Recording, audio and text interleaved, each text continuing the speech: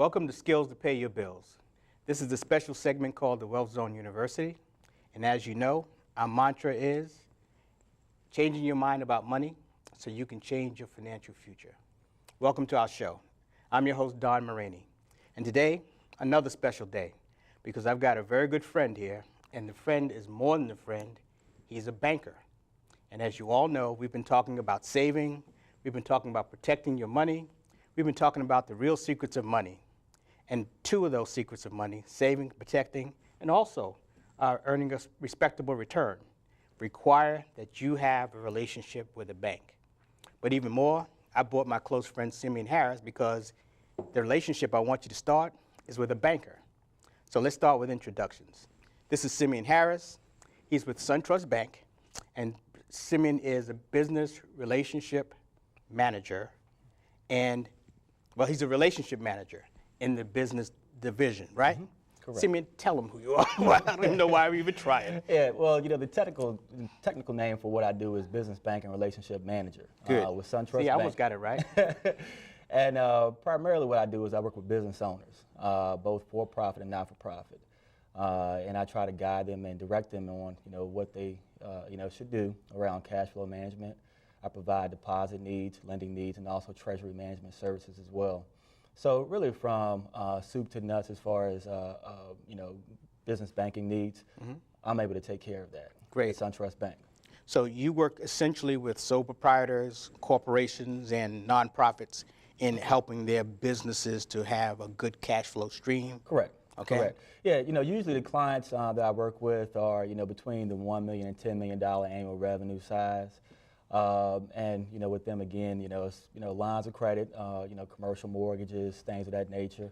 But really diving in deep and asking both industry-based questions around, as well as questions around their particular business to see how we can, again, guide them and direct them on, different services they should take advantage of, and also things that we can do as a bank to help them out, both as far as short-term goals mm-hmm. and long-term goals. Okay.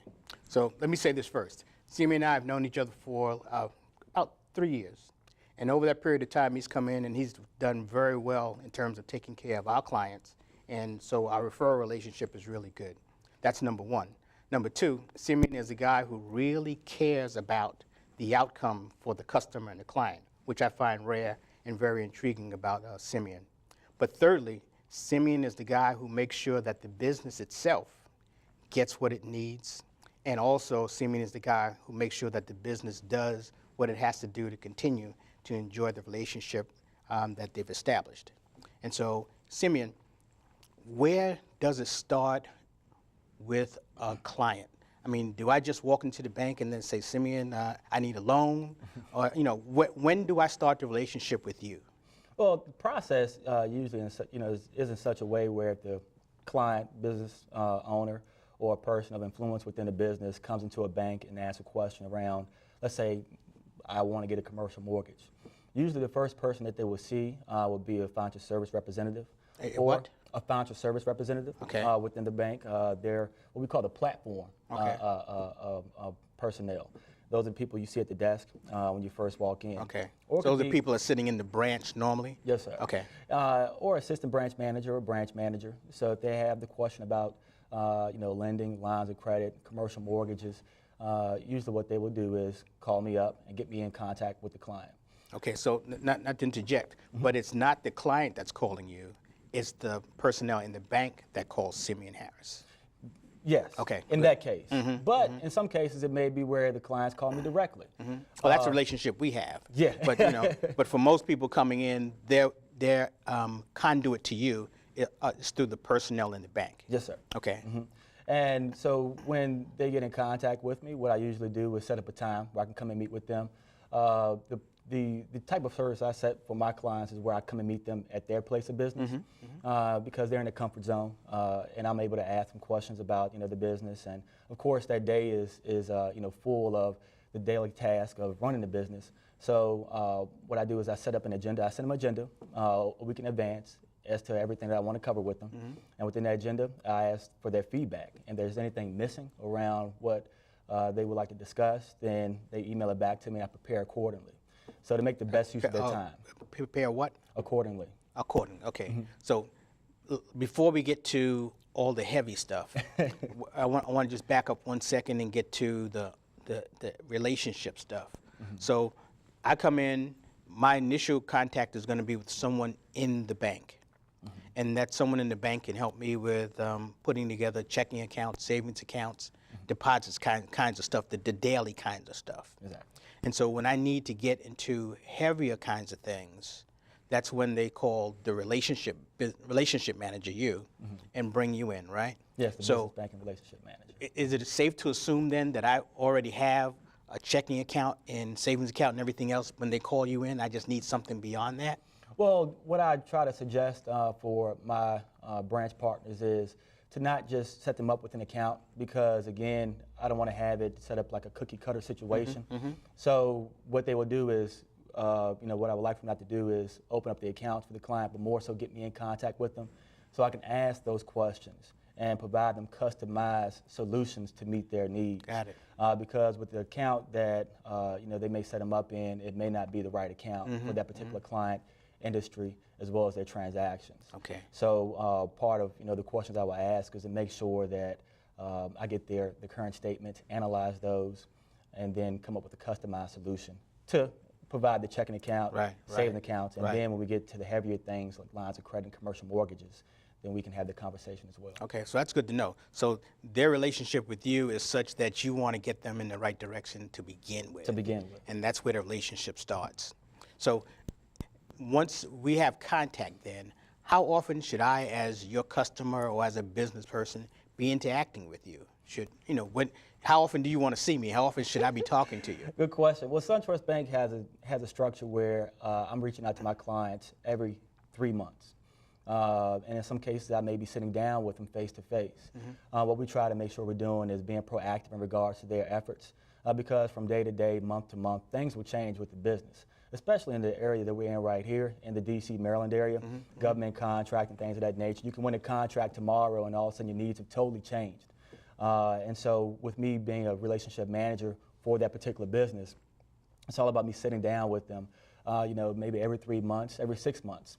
What I try to do is customize my approach based on the client's needs, but they can expect a phone call from me or sit down with me every 3 months. All right, that's commendable. Now, one of the things we tell our audience is that do not be afraid of a bank, and you need to know your banker. That's right. And so one of the things I want to make sure that we understand about SunTrust and the way it's set up is that you're in the department different from the branch. Yes. Right? So how is that echelon set up? I know it's the interaction you just kind of explained to me, but you're not actually in the branch. So how is it set up in terms of just what departments and how your department interrelates with the department that I would ordinarily see when I walk into the bank? That's a great question. We're separate, but we have a one-team approach.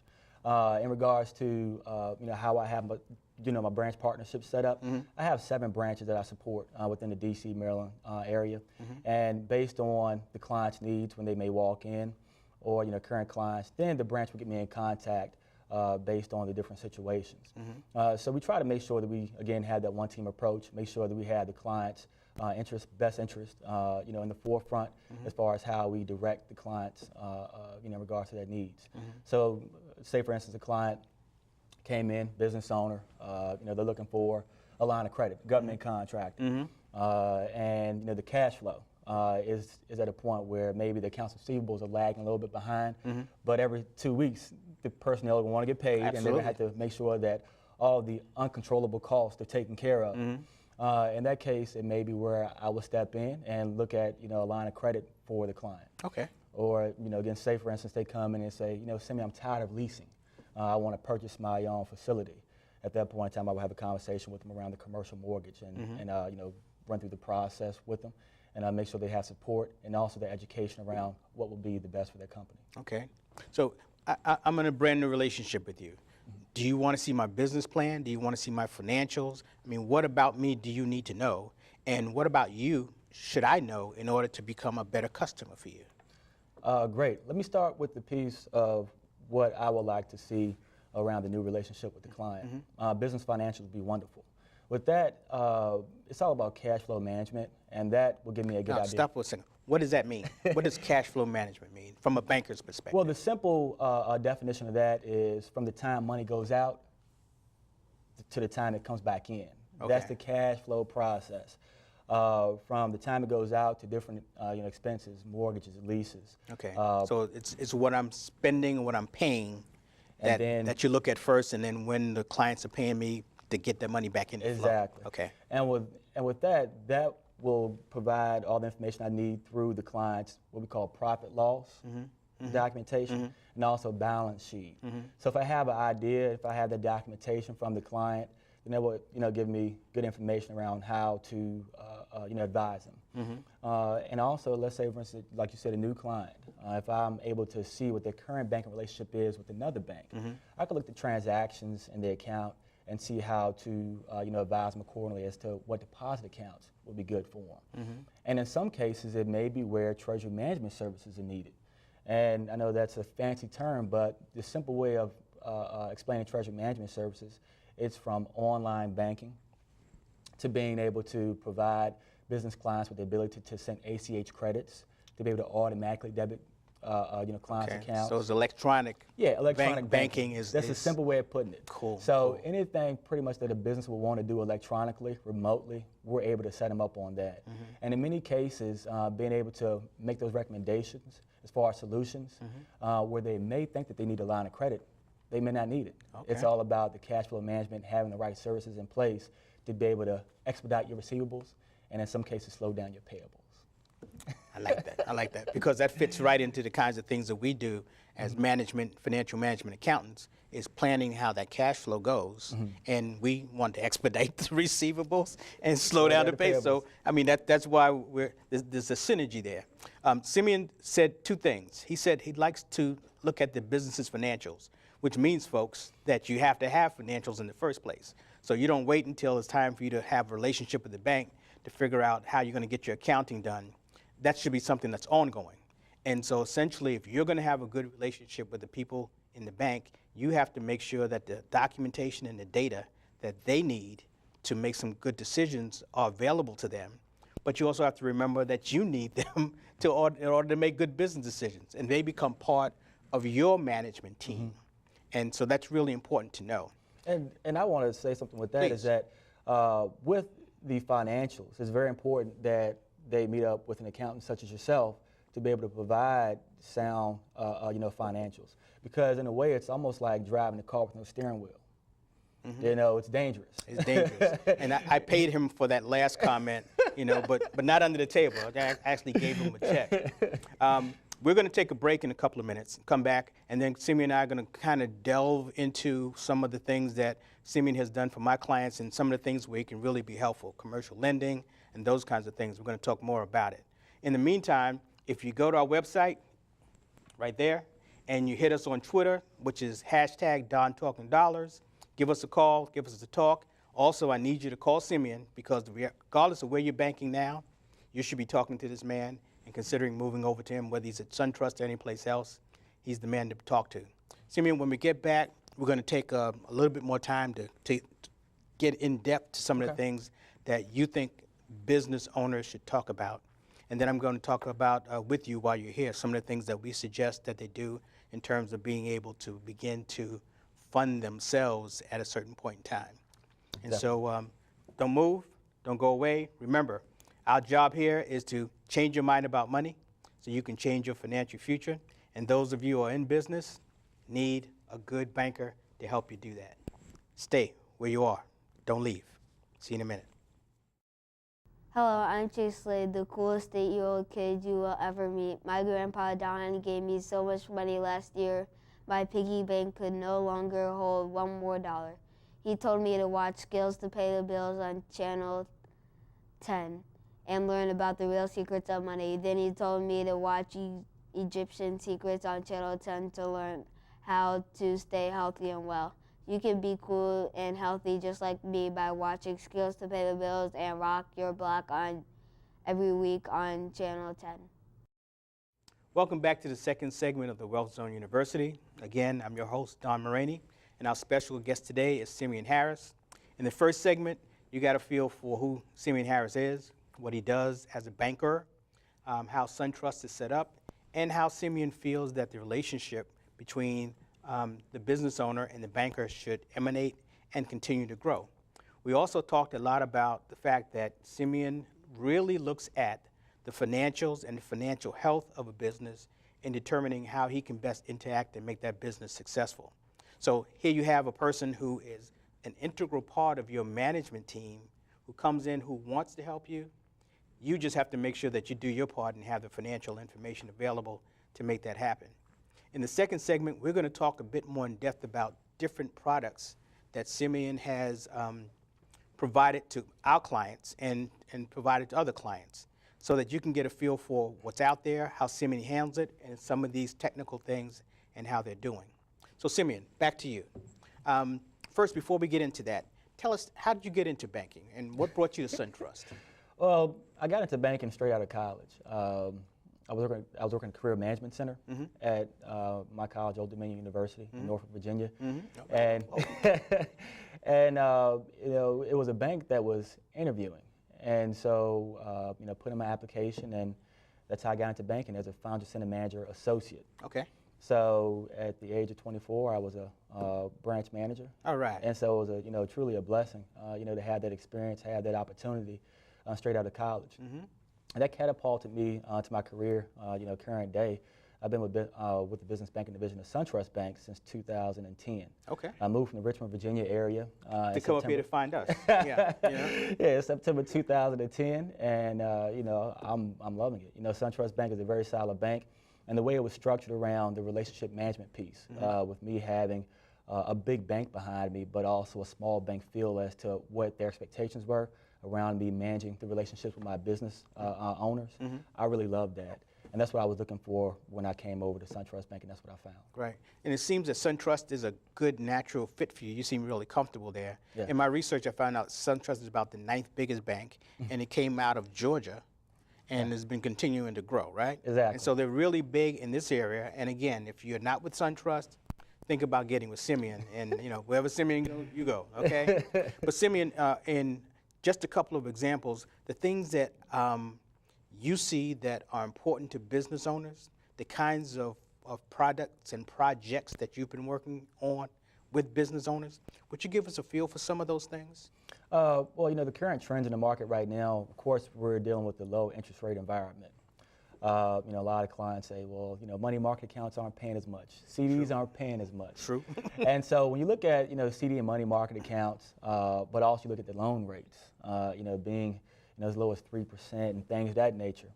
That's the reason why the money market account rates and CD rates are low. Sure. Yeah, right. And you look at, you know, historically around, you know, 1980s, you know, you had interest rates in the teens as far as getting a, you know, mortgage.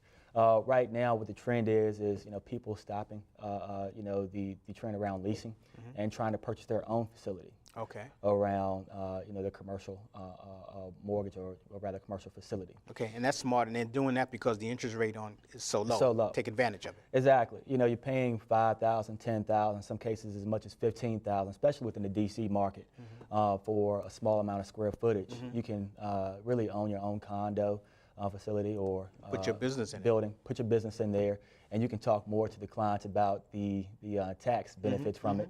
But from the day-to-day expenses, the uncontrollable costs, which we talked about earlier on, if you're able to minimize that around your you know, monthly payment around your commercial mortgage, then that's always a way to go. Okay. And so that's what I'm seeing right now, people looking to do more commercial mortgages. Also right now, we're looking at SBA lending. People, you know, business owners in the past, you know, looked at SBA as, oh no, you know, that's a long process. You know, it's set up for clients or, you know, rather business owners who aren't doing well, and you know, it's the total opposite now. Okay, so that was true and is no longer true, or was never true? A lot of changes. Okay. You know, came about with the SBA, Okay. you know, products. So it's streamlined and it's faster. Exactly. Okay. With SunTrust Bank, we're a preferred lender through SBA. So what that means, you know, just to simply put it, things are expedited going through a bank such as SunTrust Bank, which is a preferred lender. And with SBA lending, it's not just for clients who are, you know, not able to get a conventional loan, but it's really set up for clients who are trying to hold on to their liquid capital, their liquid cash. So with the conventional mortgage, let's say, for instance, the trend right now, the conventional mortgage, for the most part, you get to put 20%, in some cases based on the industry risk, 30% down. Now we're talking about commercial mortgages now. Okay. Exactly, Right. commercial mortgages. Commercial mortgages. With the SBA lending, we're talking about as low as 10% down. Okay. So On. the SBA guarantees the mortgage. Exactly. Okay. Yeah, the way it's set up is 40% guarantee through the SBA, Okay. 50% from the bank, and the 10% that the client is putting in as far as cash. Gotcha. Okay. That's great. Exactly. And it's certain, based on, well, here at SunTrust Bank and within this DC, Maryland area, I work with SBA champion Derek Mims. And Derek really puts out options for the clients because what you want to provide to the client is options. Now, hold on a second. Who's Derek Mims? Derek Mims, he's an SBA champion. Okay. What What's that an basically SBA champion? I mean, somebody who just runs faster than SBA than other people. You know? Exactly. What it means is basically he's a specialist. Okay. He's a person we have assigned at SunTrust Bank. Oh, so within he the works DC, for Maryland SBA. area. Okay, I got He you. works for SunTrust Bank and gathers together the documentation for the SBA loans. Okay, for I got clients you. who come to SunTrust Bank. All right. And we look at different options around SBA lending, conventional, and we give them all options. And so based on what's the best for them, we run with that option. Gotcha. Okay. And so, with SBA, with Derek Mims, again, we're able to save clients money as far as putting money down on loans. We're able to save clients cash in the pocket, as well as within their business.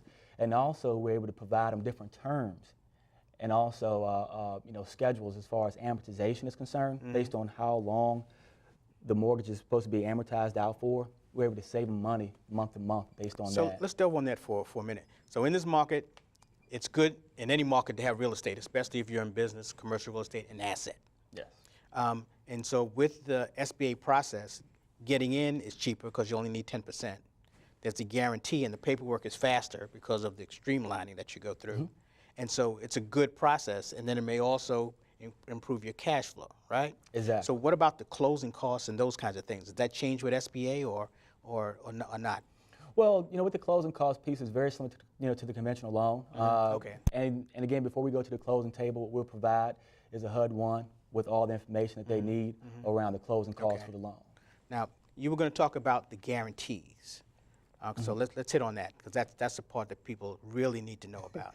Yeah, well, with the business, you have the business as a separate entity. All right. Then within that, of course, you have the business owner. Owners.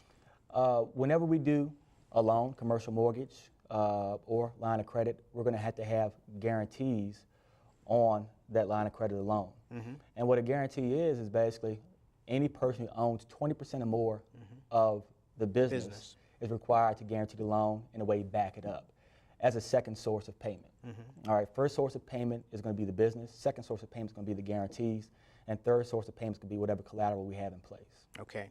So is there ever a circumstance where I, as a more than 20% owner, do not have to personally guarantee a transaction? No. Okay. I needed you to hear that. I needed you because it comes up all the time, but I needed you to hear that. That's number one. Number two, having that 10%, does it have to be money that I've got already? Can I borrow it from a neighbor? Do I take it out of my cash flow? Where does that? What are the rules and requirements for my 10% down? Well, we would like to have it as far as liquid cash within the business. In the business, that would be the preferred way of getting it, whether it's in a money market account, CD, being able to pull it from reserve funds from the business. Okay. A lot of times we want to see also is that once the purchase is done and that cash is spent out, at least having 3 months to 6 months of operating expenses, still being able to operate your business going forward. In the bank. In the bank. Okay, and so that leads to the thing that we always advocate to all of you business owners, that when a deposit goes into the bank account, that you should take 10, 15% of that, move it, not spend all of the money that you get all of the time. You should be putting money away in some kind of reserve account, savings account, so that you can begin to capitalize yourself and be ready to talk to Simeon when he says, where's your 10% coming from? You'll have already done that just by following our simple rule of taking 10% of every one of your deposits and moving it into some kind of reserve account. What Simeon is saying, and Simeon, I don't mean to speak for you, is that you have to be a healthy business and be able to show them that you're a healthy business and a good business owner in order for them to help you. Is that right? Exactly. Good, Exactly. good. Now, there are a couple of other things that in a commercial loan that a client has to be aware of. So do they have any responsibility after they make the loan to meet certain kind of performance indicators or give you any kind of reports after that? Usually with the commercial loan, the terms are set up, it's not the same as a personal loan, such as the personal mortgage. You have a 30-year mortgage, and once you sign that documentation, as long as you're making the payments on time, you never really hear from the bank. With the commercial mortgage, it's a little bit different. Usually you set up on a 5-year term, let's say 15-year amortization, 20-year amortization. What that means is that your payment schedule is going to be based on 15 years, 20 years, amortization schedule. In some cases, it may be more, depending on the risk factors of the loan. But with that 5-year term, that means that in 5 years, we're going to look for you to bring us the financials. That's profit loss, balance sheet, tax returns for the past 2 years. Depending on how far along we are in that year, let's say, for instance, we're just getting out of March. Okay, if your loan came due, let's say in February, we just want you to just give us pretty much 2012, 2011 tax returns, and we wouldn't look for interim financials for 2013, so we're just starting out. So for the 2 months that expired in 2013, they'd be looking for those. Yeah, because what we want to do is gauge the risk on the loan, also to make sure that this is the best thing still for the client, and from the standpoint of adjusting, the rates, adjusting terms to fit the client's needs, all that can be done in a 5 years' time. Because just like on the personal side, from year to year, the business needs may change as well. Simeon, I really appreciate you coming in and talking to my audience here. It's very important that you hear a couple of things that Simeon said to us. Beginning a relationship with the bank helps you to become healthy financially. But the ongoing relationship with the bank, it's to your best interest and their best interest if that health increases and maintains. So that's why it's really important that we realize that being financially savvy in your business, having a good financial management team, and having a good management team with a good banker is the best thing that you can do. We thank you for hanging out with us. You'll see Simeon again.